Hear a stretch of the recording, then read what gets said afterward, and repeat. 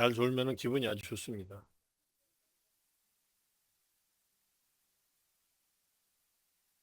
졸음은 명상의 과정이에요. 가까이.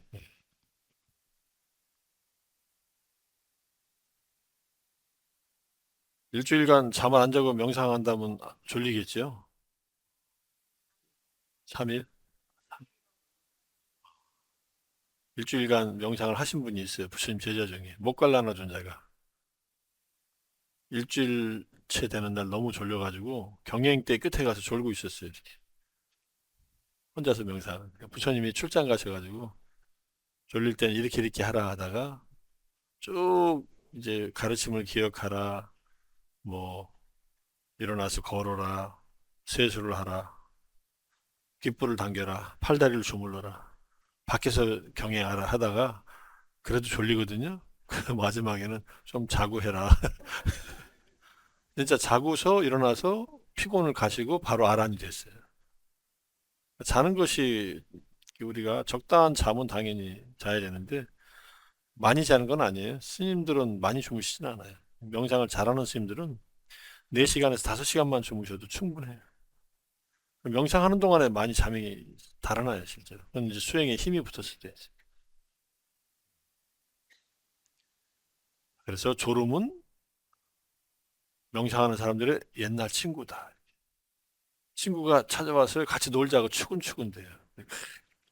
찾아오면 서로 인사하고 어서 와라.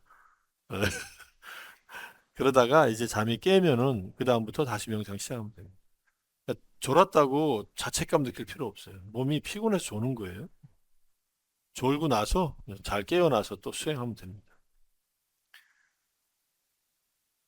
이제 불교에서 사무량심 명상이라는 걸 좀 설명을 드릴게요. 사무량심은 자비희사, 사무량심 또는 사범주라고도 합니다.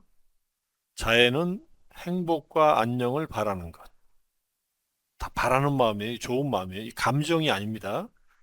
불교의 자비심은 감정 상태가 아니에요. 정설하기보다는 의지 상태예요. 행복하기를 바라는 마음, 이 기원의 마음이에요. 기도하는 마음이라고 보셔도 돼요. 기도와 명상의 다른 점은요. 기도는 관세음보살님 이렇게 해주세요 하고 기도를 해요. 관세음보살님 이렇게 하겠습니다라고 기도하는 경우도 있습니다. 대부분은 기도할 때는 불보살님 저희 가족에게 가피를 내려주셔서 이렇게 기도하잖아요. 가피는 불보살님이 내려주는 거고 우리는 수동적으로 받는 거예요. 이게 기도의 마음인데 명상은 내가 발신자가 돼요. 내 가족이 행복하기를 하고 내가 바라는 마음을 일으키는 거예요. 어떤 차이가 있느냐? 불보살님이 가피를 내려주면 고마주면 안 내려주면 섭섭하지요. 왜 기도를 했는데 영혼이 없어? 이렇게 가지고 이 영혼 있는 갓바위로 가자. 우리나라 영혼 있는 기도처가 또 어디 있어요? 뭐 낙산사를 가자. 해수가름한테 가서 기도하자. 어? 남해 보리암을 가자. 관세음보살 성지 다 찾아다니면 다 기도해요. 잘 되면 다행인데 이게 또 잘 안 되네. 이거 불교는 아닌가 봐요. 어디 순복음교회 저기 여의도 가보자. 아니 명동에 아주 유명한 데 가보자. 종교로 쇼핑하고 돌아다녀요? 안 돼요. 그럼 어디로 가요, 마지막? 절집에 가요. 점집에 가요. 점집에 가면서 기분 나쁜 소리 듣고서 이거 기분 좋은 소리 들을 때까지 또 점집을 점점 와서 돈만 뿌리고 다녀요. 부처님은 신구위로 선업을 쌓아라. 그러면 점점 좋은 그 선업을 쌓는 순간순간이 너에게 가장 행복한 순간이다. 가장 좋은 순간이다. 이렇게. 그때는 안 나타날 수 있어요. 근데 그 결과가 결국은 그 선업이 결국은 나타나서 좋은 행복으로 연결된다는 거예요. 점집에 찾아갈 그 정성으로 내 마음을 정갈하게 하고 내 주위에 오히려 10,000원이든 50,000원이든 필요한 사람들한테 보시하고 훌륭한 분들한테 보시하든지 요즘엔 뭐 꼭 찾아가지 않아도 다 계좌이체 가능하잖아요. 그렇게 하고 선업을 쌓고 마음으로 기뻐하고 앉아서 명상하라 이렇게. 명상은 최고의 선업을 쌓는 일이에요. 자해명상은 세속에서 쌓을 수 있는 어떤 공덕보다 큰 공덕을 지어요. 자해명상을 하는 순간순간마다. 그리고 지혜를 개발하면 그것을 또 능가해버려요. 그래서 자비와 지혜를 기르는 것이 가장 현명한 일이다. 골자가 돼가지고 어디 용하다는 데 찾아다니지 말라. 용하다는 데 가서 기도하는 건 괜찮아요. 근데 사람 말을 들으면서 용하다는 거 찾아다니지 말라. 골자들이 또 그런 데 많이 가는 것 같아요. 요즘엔 또 서양꽃이 들어와서 타로를 또 보고 있네. 그럼 카드에다가 뭐가 다 적혀 있다고. 저는 타로를 처음 본 게 레드 바이올린이라는 영화가 있었어요. 오래됐어요. 레드 바이올린. 아주 유명한 바이올린에 대한 이야기를 영화로 만든 거예요. 영화는 너무 아름다워요. 바이올린을 만든 사람이 자기 아내가 아이를 낳다가 죽어서 아내의 피를 내 가지고 그 피를 그 바이올린에다 칠해요. 이게 자기 아내라고 생각하고 만든 거야. 이 바이올린의 구구절절한 이 사연이 이 영화의 내용이에요. 거기에 타로를 봐요. 처음 영화 첫 장면에 타로 보는 할머니가 딱 표현하더니 얘는 여행을 많이 하고 어쩌고 저쩌고 이 설명하는 게 영화의 스토리예요. 이렇게. 뭐 나름대로 맞을 수도 있다고 보는데 그런 타로 볼 시간에 가서 명상하고 선행을 하고 봉사하고 이러라. 이게 부처님의 가르침이에요. 실제로. 아침경이라는 경전이 있어요. 안구타라 니카야에. 그 경에 보면은 부처님께서 아침에 수행을 하고 낮에 수행을 하고 저녁에 수행을 하라. 이게 선업을 쌓으라는 얘기예요. 그러면 아침, 점심, 저녁을 그렇게 하면 하루 종일 행복하다. 하루 종일 축복이 쌓인다. 가피는 부처님이 주는 게 아니라 내가 만들어가는 것이다. 이 자해명상은 거기에서 가장 쉬우면서도 가장 강력한 효과를 불러일으키는 그런 수행이다. 이렇게 이해하셔야 돼요. 또 궁극적인 것은 지혜를 개발해야 되니까 위파사나를 하시든 뭐 화두를 통해서 화두를 타파하든 이건 지혜를 드러내는 일이니까 그렇게 수행하시면 되고 그 전 단계에서는 자애심을 기를 때는 자애 명상을 해야 돼요. 그래서 이 자애에 모든 존재들이 행복을 바라는 마음을 늘 일으키세요. 그냥 길거리 가다가 이 길에 걸어가 있는 모든 사람들이 행복하기를 이렇게 명상하는 거예요. 전철 타고 가시다가 이 전철에 타고 있는 모든 승객들이 행복하기를 하염없이 눈에 보이는 대로 하는 거예요. 누구한테나. 그러니까 집에 가면 우리 가족들이 모두 행복하기를 이 아파트 같은 동에 사는 모든 주민들이 행복하기를 이 아파트 단지에 사는 모든 주민들이 행복하기를 이렇게 우리 동네에 사는 주민들, 우리 구에 사는 주민들, 뭐 서울시에 사는 주민들, 대한민국에 사는 주민들, 한반도에 사는 모든 어? 사람들 이렇게 확장시켜 나가는 거예요. 그게 무량하다는 말은 대상이 무량하다는 뜻이에요. 한량이 없다. 우리 마음은 지금은 인간으로 태어나서 이 모양 요꼴로 요만큼 몸을 가지고 살지만은 명상을 해서 마음이 커지잖아요. 그러면 이 천신이 되면 몸이 커져요. 엄청나게 커져요. 제석천에 제석천이 타고 가는 그 수레는요. 인간의 저기로 하면은 이 한반도만의 수레가 제석천이 타고 앉아 있는 수레가 대한민국만의 크기가 400km나 돼. 거기에 천신이 앉아 있는 거예요. 그 천신이 공간적으로 우리가 생각하는 공간으로 보면은 이론 공간이지만은 천신 세계에서는 훨씬 더 많은 공간과 그 체격이 크다는 얘기예요. 근데 그 천신들이 인간으로 내려올 때는 인간의 몸만큼 줄어들어서 내려와요. 천신이 인간의 모습을 하면 그렇게 아름답답니다. 실제로. 부처님의 초기 경전에는 천신들이 부처님에게 내려와서 법문을 듣는 얘기가 많이 나와요. 상유타니카야 첫 번째가 천신상응이 첫 번째 대와타 상유타가 나오는데 천신들이 내려와서 부처님에게 계속 질문하고 당신들이 천신들이 얻었던 경험을 얘기를 해요. 그럼 부처님께서 맞으면은 맞다고 인정해주고 보충할 것이 있으면 보충해주고 또 가르칠 거 있으면 가르쳐주고 부처님은 천인사예요. 천신들과 인간의 스승이에요. 그러니까 천신들이 그걸 알아요. 자기들이 알지 못한 것을 이분이 안다는 것을 아니까 한밤중에 내려와요. 부처님은 밤에 안 주무시고 천신들하고 대화를 나누세요. 밤새실 때도 많아요, 부처님. 그리고 새벽녘에 해 뜰 때 주무시다가 마라가 나타나서 뭐라고 중얼중얼대요. 왜 해가 뜨는데 자느냐 이러니까 부처님 하시는 말씀이 It's not your business. 너는 네 일이나 해 임마 하고서 이렇게 욕은 안 하지만 아니 내가 피곤해서 자는데 네가 왜 상관이냐 하면서 나는 이미 모든 애착을 버려서 몸이 피곤해서 좀 쉴 뿐이다. 그러니까 말아요. 와서 성가시게 굴지 마라 이렇게 하니까 들통났구나 해서 또 도망가고 그래요. 이 마라가 재미있어요. 부처님에게 종종 와서 시비 걸다가 효과도 못 보고 다 도망가고 그래요. 그 부처님의 수화항마상 했다 그러잖아요. 보리수화에서 그 마라들이 계속 나타나요. 부처님한테 찝쩍대고 와요. 부처님한테 씨도 안 먹혀가지고 늘 왔다 그냥 가지만은. 근데 중생들은 거기에 굴복돼가지고 많이 고통받고 사는 거죠. 그래서 자해명상을 하면은 내가 주변을 행복하게 하는 마음을 일으키면서 내가 먼저 행복해지는 거예요. 그러니까 불을 피웠는데 저 사람한테 행복하라 따뜻하라 불을 피웠는데 내 앞에다 피웠기 때문에 내가 늘 행복한 거예요. 그래서 이거를 남을 위해서 일으킨 마음이 나를 행복하게 해주는 마음이다 이렇게 얘기를 해요.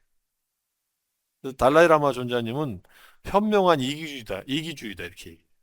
현명하다는 것은 타인을 배려할 줄 알아서 현명하다는 건데 내가 먼저 행복해지니까 나를 위한 일이다.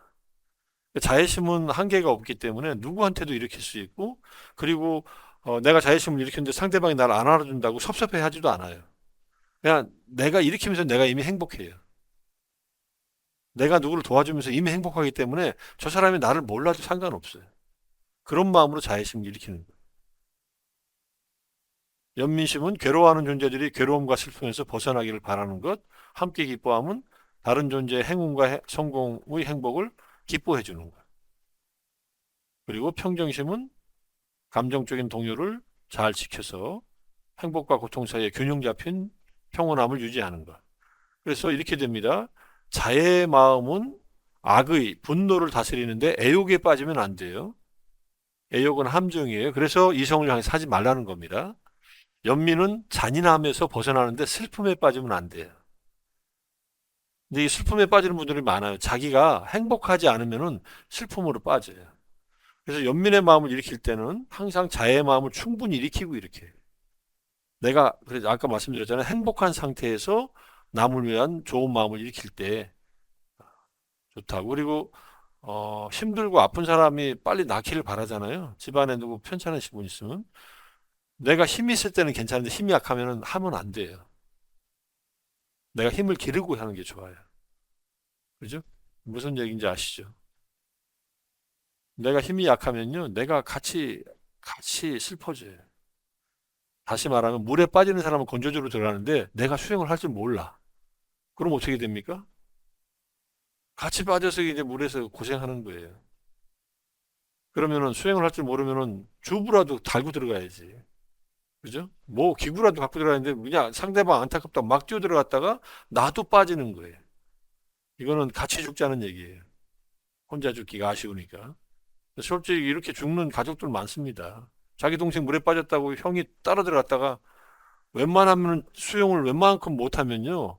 그 물에 빠진 사람 못 건져내요. 자기가 혼자서 나오는 거하고 하나를 데리고 나오는 거 완전히 달라요. 그는 완전히 또 다른 수영을 배워야 돼요. 자기가 침착할 줄 알아야 되고 힘도 있어야 되고 빠진 사람을 눕혀가지고 데리고 나올 수 있을 만큼 힘이 있어야 돼. 끌고 나올 수 있을 만큼. 자기 몸 하나 물에 들어가서 가는 게 힘들잖아요. 수영을 잘해도 힘듭니다. 잘해도 빠져 죽어요, 물에는. 등산을 잘해도 눈 속에 고립돼가지고 죽어요. 산장지기들도 눈에 빠져 죽어요.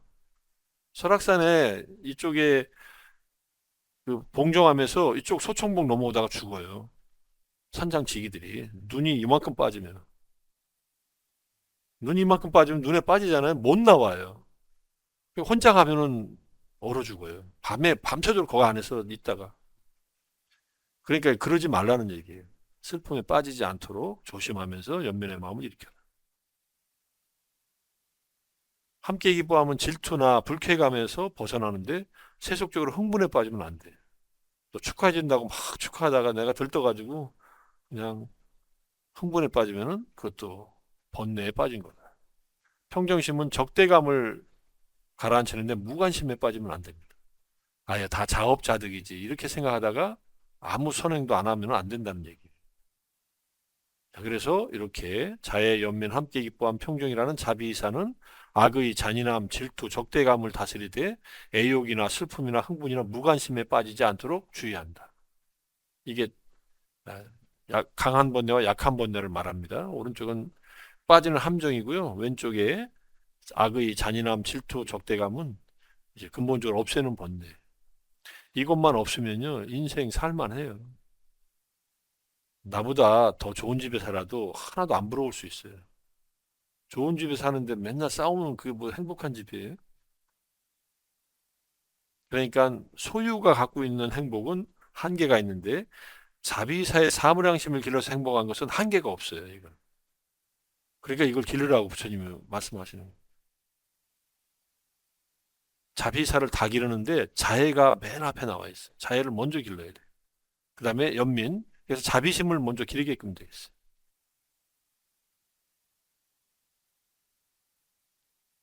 자애명상은 자신과 타인을 비롯한 모든 존재들이 행복하고 평화하기를 아니라 평화롭기를 바라는 자애의 마음을 개발하는 명상, 집중 명상이다. 여러 가지 자해경이 있습니다. 수탄지파타에도 있고 앙구타라니카에도 여러 가지 자해경들이 있어요.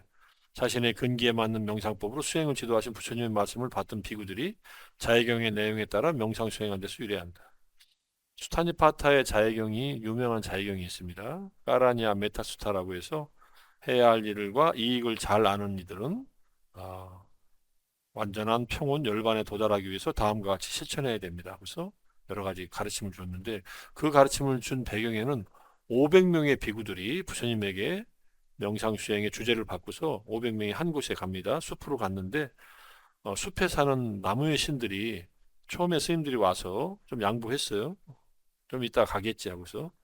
이제 숲에 들어가서 수행하려고 들어간 것은 3개월간 결제를 하러 들어간 거예요.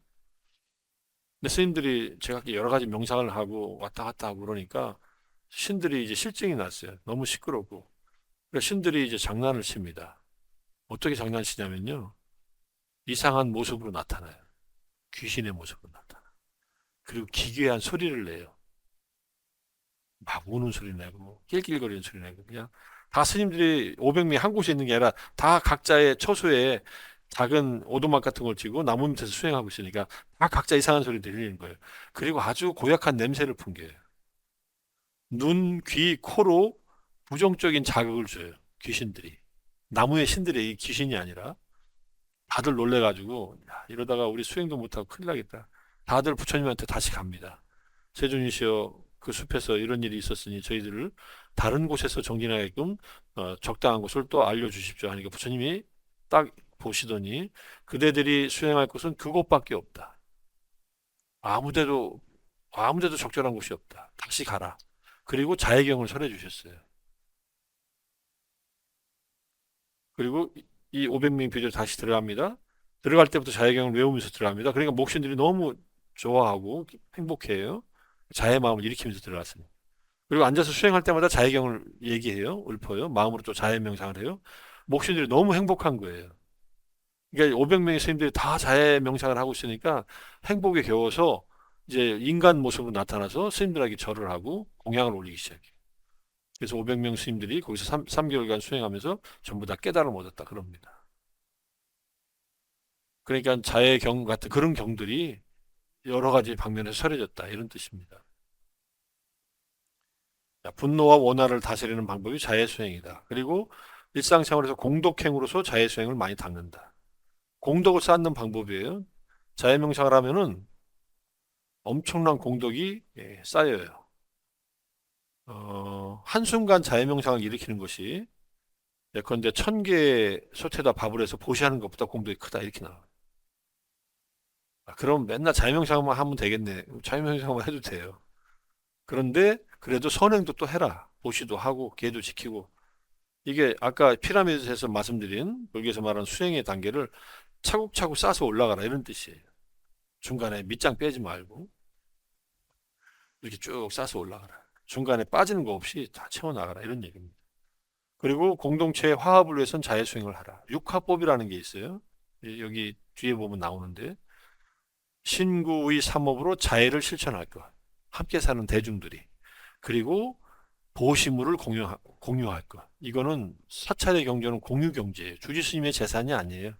사찰에 보시한 모든 돈들, 모든 쌀들은 이 사찰을 함께 운영하는 스님들의 공유 재산이에요. 이게 사유 재산이 없어요. 그래서 그걸 공유하면 돼요. 주지 스님 뭐 하는 것이냐? 그걸 관리하는 분이에요. 부처님 다시 때도 절에 주지가 있었어요. 재무도 있었고. 때로는 사리불존자가 재물을 살고 그랬어요. 그럼 보시 들어온 걸 다 모아요. 그리고 다 배분을 해요. 필요한 사람들한테. 사리불존자가 그걸 좋은 걸 감춰놨다 쓰려고 하는 게 아니에요. 적당한 대중들한테 다 다시 나눠줘요. 그렇게 잘 사는 사리불존자한테 사리불존자가 욕심이 있어가지고 좋은 건 감춰놓는다고 부처님한테 얘기했다 부처님한테 혼나죠. 사리불은 그런 사람이 아니다. 그대는 사리부타 사리부타한테 그런 마음을 먹으면 안 된다. 아라한을 비난하면은 큰 과보를 받습니다. 아라한이나 부처님을 비난하면요, 빨리 용서를 빌어야 돼. 안 그러면은 그 과보가 목숨을 잃는 과보가 생겨요. 아주 위험해져. 지옥에 가요, 그냥. 그럼 부처님이나 아라한들이 지옥에 보내겠어요? 아니에요. 이 선한 분들을 비난하거나 이 힘들게 하면은 이게 과보가 훨씬 크다는 얘기. 그럼 거꾸로 이분들에게 올린 공양은 일반 사람들한테 올린 공양보다 훨씬 공덕이 커요. 이렇게 돼 있어요. 그러니까 복밭을 앞에 두고서 복그릇을 차버리는 것이 돼요.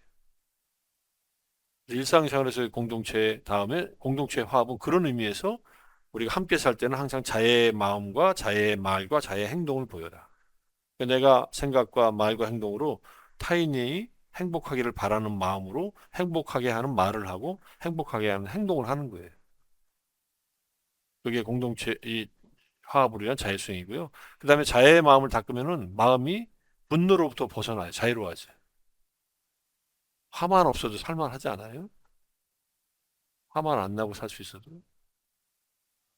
우리나라는 약간 좀 기질적으로 좀 다혈질인 그런 국민들이라 그랬잖아요. 째려보기 잘하고. 운전하다가 화 좀 많이 내요. 화내서 쫓아가서 어떻게 할 거예요? 세워놓고서 조절을 패고 그러면은 속이 풀리나? 예. 아주 위험한 그 로드 레이지라고 해서 작년에 나온 영화인가요? 우리나라 감독이 왜 그 미나리 찍은 감독이 찍은 영화 무슨 영화죠? 그거 바로 그 영화예요. 교포가 뭐 운전하다가 빵빵대고 갔다고 기분 나빠 쫓아가가지고 끝까지 해코지하는 영화예요. 그것도 무슨 상 받고 그랬는데. 그러니까 미국 사회에 그런 아주 불행한 단면을 보여주는 영화였다는 얘기예요. 그러니까 그런 마음을 가지면 자기한테 손해입니다. 화는 낼수록 나한테 독극물을 주사하는 것이다. 분노는 일으킬수록 나한테 해롭다. 이걸 잘 알아야 돼요. 실제로 그래요. 화날 때 아드레날린이 혈류 속으로 90초 동안 들어간다. 그럼 막 열이 나고 막 딱 90초 만에 멈춘대. 근데 계속 들어가면 죽어요. 멈추는데 기분이 나쁜 거예요. 계속 생각으로. 화를 덮어대, 덮어대. 그럴 바에는 차라리 좀 떠나 있는 게 좋습니다. 당분간. 그래서 화를 다스리는 자의 마음으로 함께 산다. 그리고 자심해탈은 그 분노를 벗어나는 그런 마음의 자유를 얻는다. 그리고 범천에 이른다. 여기다 제가 하나 더 써야 될 게 있는데요. 보호를 받아요. 자의 마음을 일으키면 어려운 상황에서 보호를 받아. 악귀들이 물러나요. 악귀들이. 내 주변에 있는. 그게 자의 힘에 의해서 가능하다. 악귀들을 물리치는 방법이 삼, 삼보에 대한 공덕을 찬탄하는 일, 자의 마음을 일으키는 일, 그리고 진실한 마음을 일으키는 일. 진실에는 거짓이 당할 수 없다. 그러니까 자애는 분노를 가진 사람이 자애를 이길 수 없다. 이런 얘기고. 지혜로운 자는 어리석은 자가 이길 수 없다. 근데 욕심 없는 자를 욕심 있는 자가 이길 수 없다. 이런 얘기입니다. 탐진치를 가진 사람이 탐진치가 없는 사람을 이길 수 없는 이치예요. 이제 범천에 이르는 길로서 자해수행은 우리가 자해수행을 하면은 색계의 초선이선 삼선천에 태어난다. 이런 얘기입니다. 그래서 이 얘기를 쭉 이제 뒤에 하고 있어요. 분노는 심각하다. 화 잘 내면요. 화를 잘 내는 사람은 20년 내 심장 발작으로 인해 죽을 확률이 다른 환자에 비해 두세 배 높다. 세상을 싫어하면요. 이 세상에 빨리 떠나요. 죽고 싶으면 담배 피고 술 먹고 이 세상을 혐오하고 살면은 빨리 갑니다. 혐오하는 세상에서 빨리 보내요. 아유, 그래, 너는 빨리 가라 하고서. 그러니까 화 잘 내는 사람 빨리 죽는다. 이렇게 생각하십니다. 지금까지 살아오신 잘 참고 잘 살으셨으니까 50대에 죽을 확률이 높아져요. 심장 발작. 이제는 억압하지 마시고 잘 화가 나도 잘 다스리시고 화가 나는 것은 내가 바라는 일이 이루어지지 않는구나. 그럼 내가 원치 않는 일이 일어나는구나. 알고서 내가 왜 그것을 바라고 왜 그것을 원치 않지 하고 잘 돌아보고 정 화나는 일이 있다면 분노로서 대응하지 말고 편안한 마음으로 그 마음이 가라앉았을 때 찬찬히 얘기하면은 화가 내지 않고서도 상대방이 잘못한 일에 대해서 효과 있게 타이를 수 있습니다. 화나는 원인은요, 나나 내가 좋아하는 사람이 손해봤을 때 화가 나요. 그죠? 어떤 사람이 나에게 손해를 과거에 끼쳤다. 지금 끼치고 있다. 미래에 끼칠 것이다. 내가 사랑하는 사람에게 손해를 끼쳤다. 끼친다. 끼칠 것이다. 내가 미워하는 인간에게 이익을 주었다. 주고 있다. 줄 것이다. 이래도 화가 나요. 그죠? 내가 미안한 놈한테 남이 잘해주면요. 그냥 같은 패거리구나 하고 이렇게 미워해. 그리고 마지막 열 번째가 재밌어요. 이유 없이 화가 나는 경우가 있어요. 우리 왜 주는 거 없이 밉다는 말 하잖아요. 이유 없이 화나는 사람은 이유를 모르는 거예요. 이 생에서는 이유가 없어. 분명히 내가 저 사람하고 별로 처음 보는데 왜 화가 나지? 전생이 악연인 거예요. 그럼 금생이 풀어야지. 한 대 줘받고 풀어요? 줘받으면 안 풀어줘요. 더 맺혀요? 그 사람한테 친절하게 대해주는 거예요. 혹시 저를 보고서 기분이라도 안 나쁘셨습니까? 내가 기분 나쁜 거를 상대방도 그럴 수도 있어요. 얼마든지. 일방적으로 기분 나쁘지 않아요. 보통 관계는. 근데 기분 나쁜 사람은 누구나 기분 나빠해요. 그죠? 이제 살면서 보면은 그 사람은 여러 가지 일로 주변을 투덜투덜대고 저 사람은 저렇게 사는데 나도 기분이 안 좋은데 내가 더 나쁜 업으로 더 얽어매지 말자. 털어내자 이렇게. 데바다타 얘기가 재미있어요. 데바다타는 전생에 부처님으로부터 살해당한 경험이 있어요. 부처님이 데바다타 전생에 범부였을 때 데바다타를 죽인 적이 있어요. 데바다타는 그 원한 때문에 계속 부처님을 괴롭혀요. 이 원한에서 못 벗어나 스스로. 마지막 생에 부처님의 응? 제자가 되고 나서도 계속 그 마음이 올라오는 거예요. 어찌하오리까? 부처님은 그걸 아시기 때문에 계속 타일러요. 계속 가르침을 주고. 결국은 자기가 그걸 못 해가지고 부처님 살해하려고 왕사성에 독수리봉에서 바위를 굴려 떨어뜨리거든요. 독수리봉 높지 않아요. 한 300m밖에 안 되는데 험해요. 계속 바위산이고. 거기 어딘가에서 우리는 뭐 그 바위는 찾지 못했지만 그 바위가 떨어뜨렸는데 바위가 쪼개지면서 돌 조각이 부처님 발등을 찍어요. 근데 부처님 발등에 상처가 나서 부처님이 걷지를 못하실 정도로 통증이 심하셔서 제자를 부축을 받고 내려와서 지와카 의사가 치료를 했는데 그것 때문에 이제 부처님 몸에 피를 냈다고 해서 오욕죄를 저지른 것이대. 그래서 지옥에 빠져요. 지옥에 빠진 그 연못이 아직도 있어. 신기하게. 거기 거기에 지옥에 빠진 곳은 거기가 아니라 저기 사위성인 것 같아요. 잘못은 그쪽에서 하고 사와띠에서 그래가지고 데바다타가 지옥에 빠진 곳이라고 한 연못이 신기하게도 아직도 있어가지고 뭐 그렇게 이름을 붙였을 수도 있겠지요. 근데 그래도 부처님은 끝까지 가르치셨습니다. 그 가르침의 의미는 뭐냐면요. 지옥에 갔다가 와서 인간으로 다시 태어났을 때 그 가르침 기억나서 수행하라고 씨앗을 심어놨어요. 법의 씨앗을. 그러니까 우리가 아주 그냥 응? 몹쓸 인간도 법은 전해야 돼요. 어떤 형식으로. 속이의 경읽기는 그래도 속이에도 경이라도 읽어줘야 돼요. 동물들한테 경을 읽는 것도 의미가 있습니다.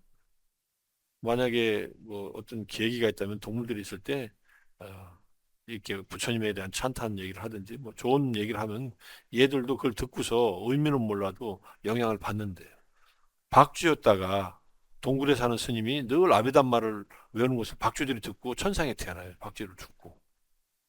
그냥 얘기가 아니에요. 개구리였다가 천상에 태어난 존재도 있어요. 개굴개굴 하다가 스님들이 그래서 미얀마는 보름 때 포살일에 전국에 그 연불 소리가 가득 차요. 밤새도록. 어디를 가도 소리가 나. 뭐, 이 웅웅거리는 소리가 계속 스피커에서 얘기를 하니까 아무도 짜증 안 내요. 왜냐하면 그 소리가 자기들을 위한 소리라는 걸 알기 때문에. 그리고 동물들도 다 듣잖아요. 그죠? 그래서 우리가 이유 없이 화를 내는 경우에는 전생에 맺혔던 악연이 있는가 보다 해가지고 풀자. 내 마음으로 풀자. 받아들이고 풀자. 이렇게 해서 받아주고 원수를 갚는 가장 좋은 방법은 내가 행복해지는 일이라고 했잖아요. 행복해진 다음에 뭔가 하나 해야 돼요. 상대방이 좋아하는 것을 해줘야 돼. 선물을 하라. 부처님의 마지막 비법이에요. 아무리 해도 미운 감정이 안 가신다면 상대방이 뭘 좋아하는지, 지금 뭘 필요한지를 알아가지고 가장 필요하고 가장 좋아하는 것을 선물해라. 기꺼이 선물해라. 그러면 원한이 풀어진다. 뇌물로 막 주면 안 됩니다. 금거북이 같은 거 막 주지 마시고 필요한 거. 근데 뭐 서로 간에 이해관계가 없으면 뇌물이 성립 안 해요. 그죠? 선물이 뇌물로 변하는 게 문제지. 근데 저 사람하고 나하고 아무런 관계가 없어요. 그래 학생들한테 선물 받을 때도 졸업한 다음에 받으라는 거예요. 학생일 때는 받지 말라고 해요. 뭐 커피 한 잔 마시는 거 정도는 괜찮지만 졸업하고 다 논문 끝나고 이제는 내가 어떤 판단을 내려도 아무 영향을 미칠 수 없게 되었을 때 그때 선물은 받아도 돼요. 그런 김영란법에 안 걸려요. 졸업하고 선물하라고 그래요. 선물하려면 하는 친구들도 있고 학생들도 있고 뭐 그리고 끝나는 학생도 있지만 그거는 뭐 본인들 마음이죠. 그래서 정말로 화를 내게 하는 사람은 선의로서 갚아라 이렇게. 그럼 나는 끊어요. 그 나쁜 관계를. 그냥 돌아가시기 전까지 만약 그런 사람이 있다면은 꼭 선물을 하세요. 내가 필요 없는 걸 선물하지 말고 그 사람이 필요한 걸 선물을 하세요. 어떻게든 알아볼 수 있잖아. 저 사람 지금 뭐가 필요한지. 뭐 돈이 제일 필요하겠지만 현금을 막 주는 것보다는 물건으로 선물하라고 합니다. 시간이 다 됐어요. 자, 분노를 치유해야 된다. 분노를 치유하는데 어디까지 자의 마음을 일으키냐면요. 톱으로 내 몸을 자르더라도 화내지 말고 그 사람한테 자의 마음을 일으켜라. 이러면 뭐 자의 마음을 못 익힐 사람이 없죠. 누가 톱으로 내 팔다리를 잘라. 고문한다고. 조금 시원하게 아프겠죠. 이게 딸 떨어져 나가는 것 같은데. 생각하지도 못할 정도로 통증이 있을 거예요. 마취를 하고 자르는 게 아니니까. 저자에게 저자도 행복하기를. 얼마나 자기 일을 하느라고 나에게 고통을 가지만 저자의 마음도 편치 않겠다 생각하면서. 정의로운 분노는 불교에서는 얘기하지 않습니다. 분노는 해롭다. 하지만 꾸중은 줄 수 있다. 잘못한 일은. 근데 감정적으로 주지 말라. 자녀들 양육해서 아시지만 교육에서 부모가 감정적으로 화난 채로 야단치면요. 아무 효과 없습니다. 부모 자식 사이에 감정만 깊어져요. 근데 감정을 가라앉히고 이치에 맞게 차근차근 얘기하면서 그때 그런 일을 한 것은 너한테도 안 좋고 상대방에도 안 좋은 일이야. 그렇게 안 하는 게 좋겠다. 이렇게 얘기하면 아이가 못 알아듣겠어요? 좀 가라앉은 다음에 얘기하는 게 좋습니다. 효과적으로 해야지. 자, 분노를 다스리는 자해명상이 화가 많은 사람한테 필요하다. 그래서 2단계는 사랑하는 대상에 대한 자해명상을 하고 3단계는 무관한 사람을 향한 자해명상을 하고 4단계는 원한 맺힌 사람, 원수한테까지 자의 마음이 똑같이 일어날 때까지. 이렇게 비유를 들어요. 여행을 하는데 세 사람하고 내가 같이 여행을 해요. 나와 내가 좋아하는 사람과 나하고 무관한 사람과 왼수하고 같이 여행을 하게. 근데 도둑을 만났네, 강도를. 강도가 만나서 나한테 너가 이 너를 포함해서 네 사람 중에 하나만 내가 나한테 보내면 내가 그놈을 혼쭐 내고 두 줄을 펴든지 죽이든지 할 테니까 나머지 셋은 놔주겠다. 누구를 선택할래? 이렇게 만약에 나한테 얘기했다 그래요. 그러면 때는 이때다. 왼수를 내 손으로 안 줘도 되겠구나 해가지고 저 왼수를 처리해 주십시오 하면은 속 시원할 거 아니에요. 그러면 아직 자해명상이 제대로 안 된 것이다. 그럼 나를 희생하겠다 해도 그것도 아니다. 너도 소중하지 않나 이렇게 얘기해요. 그런 정답이 뭘까요? 아무도 나는 선택할 수 없습니다. 전부 다 소중하니까 누구도 해치지 않았으면 좋겠습니다. 이렇게 말하는 게 정답이라는 얘기. 이게 자애심으로 가득 차면 그렇게 된다는 거예요. 좀 어렵겠죠? 때는 이때다 하고서. 말은 못하고 눈짓으로 이렇게 좋지, 좋지. 그래서 미워하는 사람이 없어질 때까지 자유명상을 향상시킨다. 천하무적이 되게 한다. 이게 자유명상의 기본 원리입니다. 그러면 아무도 그 사람을 해치지 못해요. 부처님이 그런 분이에요. 부처님은 아무도 부처님을 죽일 수 없어요. 부처님이 쌓은 공덕이 너무나 커서. 상처는 받을 수 있어요.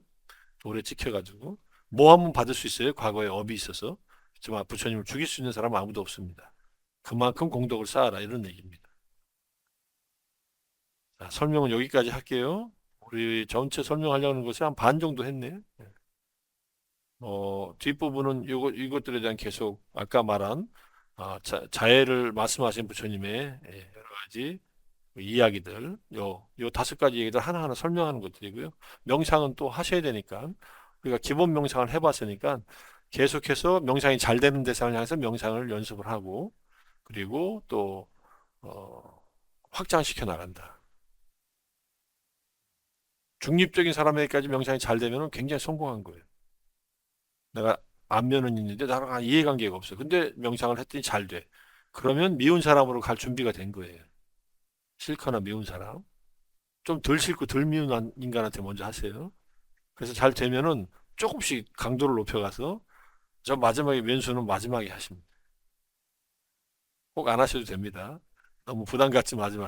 야, 내가 이거 꼭 해서 이거 이 분노를 없애야 되는데 이렇게 막 경직되게 하실 필요 없습니다. 할 만한 힘이 있을 때 하시면 돼요. 자, 또 뭐 질문 있으면 하세요. 명상하고 싶으시죠? 뭐 다른 기도를 안 하시면은 제가 아침마다 그 5시부터 6시까지 명상을 해요. 줌으로. 네, 매일 해요. 그러니까는 선재 스님께 제 전화번호 알려달라 해가지고요. 성함하고 말씀하시면 제가 단톡방에 초대할게요. 단톡방에는 지금 352명이 있습니다. 근데 아침 명상에 들어오는 분은 50분 정도 돼요.